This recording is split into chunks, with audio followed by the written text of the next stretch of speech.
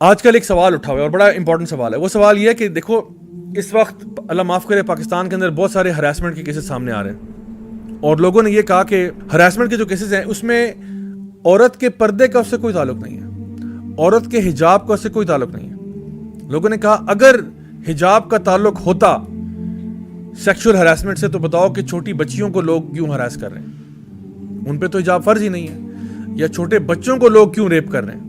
اس سے زیادہ واللہ العظیم اس سے زیادہ بیوقوفانہ بات میں سمجھتا ہوں کوئی ہو نہیں سکتی. That is absolutely لوڈیکرس.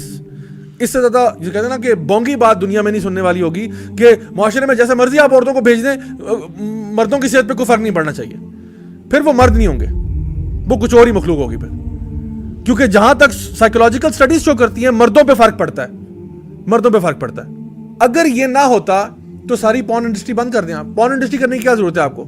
یہ جو پورنوگرافک انڈسٹری پوری چل رہی ہے یہ کس بیس پہ چل رہی ہے؟ ان کو کیوں نہیں جو نا نقاب اور عبائے پہنا دیتے؟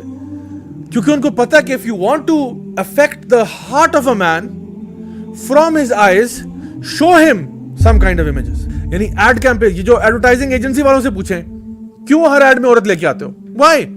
why not bring a man, why not bring a fat old man to communicate the same message?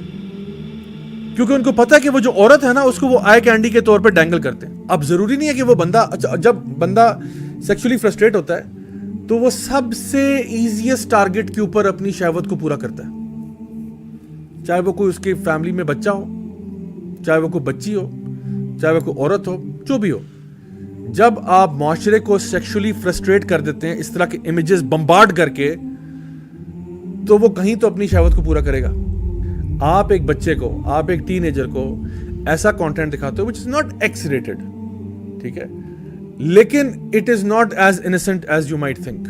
100 میں سے 99 جو لڑکے ہیں وہ ہو سکتا ہے کہ اپنے آپ کو کسی نہ کسی طریقے سے ڈسپائٹ دس بمبارڈمنٹ سنبھال لیں, لیکن مجھے مسئلہ اس ایک کے ساتھ ہے جو اپنے آپ کو نہیں سنبھالے گا. اس کا امپیکٹ ہوتا ہے. آپ کہتے ہیں جی ایک بندہ بدنظری کر رہا ہے, ٹھیک ہے, اور اس کے دل پہ کوئی اثر نہیں ہو رہا. Really are you that naive?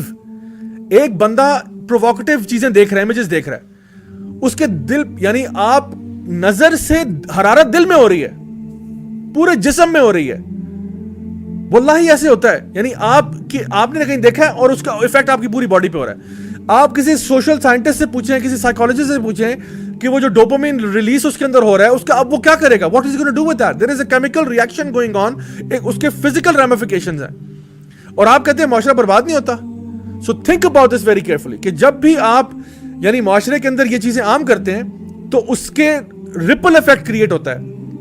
تو یہ کہنا کہ نہیں ابایوں حجاب والی بھی تو ہراس ہو جاتی ہیں, ہوتی ہوں گی, ضرور ہوتی ہوں گی, میں یہ نہیں کہہ رہا وہ نہیں ہوتی, لیکن آپ لائکلیہڈ دیکھیں اور یہ دیکھیں کہ معاشرے کے اندر کرپشن کریٹ ہوتی ہے. اس کرپشن کی وجہ سے, مطلب this is not the only problem. میں یہ نہیں کہہ رہا کہ صرف یہ ایک ہی ایشو ہے, there are many aspects, but this is also one of them. یہ کہنا اور اتنے نائیو ہونا, یہ کہنا کہ جی نہیں عورت جیسے مرضی کپڑے پہن کے مارکیٹ میں پھرے اس سے کسی کی صحت پہ کوئی فرق نہیں پڑتا. اب آپ کر لیں اس پہ بحث, اس پہ اوپر ڈیبیٹ کر لیں. سو ہمارا دین جو ہے وہ ہمارے لیے ایک مکمل ضابطہ حیات ہے, ہمیں پوری رہنمائی فرماتا ہے, ہمیں گائیڈنس دیتا ہے in all aspects of our life, and ہمیں بتاتا ہے کہ آپ نے اپنے روزمرہ کے معاملات کے اندر آپ نے ڈریس اپ کیسے کرنا ہے, آپ نے چلنا کیسے, آپ نے اٹھنا بیٹھنا کیسے, آپ کے لوگوں کے ساتھ تعلقات کیسے ہونے چاہیے, حیا جو ہے وہ ان سائڈ بھی ہونی چاہیے, آؤٹ سائڈ بھی ہونی چاہیے. All of these aspects are part of our then.